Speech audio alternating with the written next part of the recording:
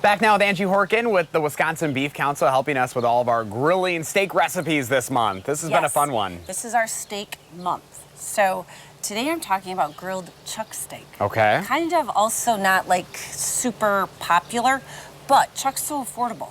And there's a lot you can do with it. And there's a lot you can do with it. So, you know, usually you go to the supermarket when you buy a chuck, you buy the chuck roast.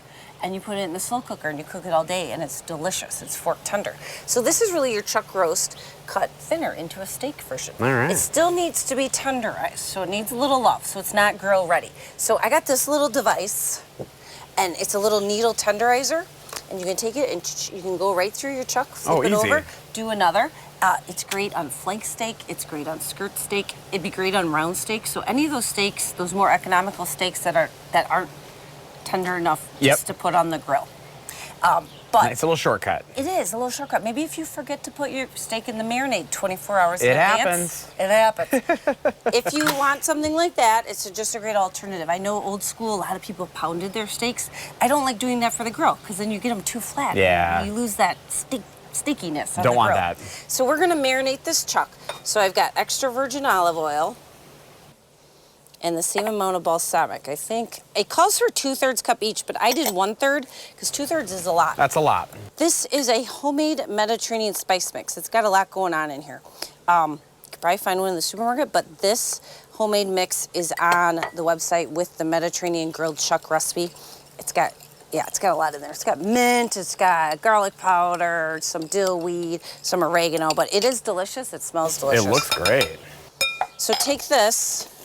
I like marinating just in a little throwaway baggie. You could definitely marinate in a glass dish. I like to tell people to avoid like a metal pan because sometimes the acidic ingredient in your marinade could react with the metal and you have a little bit of a tinny flavor. Oh, and this is just easy cleanup too. This is easy cleanup. Okay, so pop it in the fridge overnight, all day, medium grill. I've got one going here. I'm gonna grab this because it's juicy. All right. So yeah, grill it to medium. Okay, it's falling apart. We're good. Oh, yeah. Okay, there's our grilled chuck. Then the recipe has some grilled vegetables with it, like a Mediterranean grilled vegetable. So I've got zucchini, I got yellow squash, and then some little mini sweet peppers. There we go.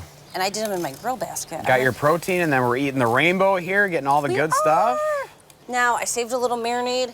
Put a little bit of this over the veggies. Oh, You yes. could always save your marinade from your steak, but just bring it to a boil and then reuse it. But look at that.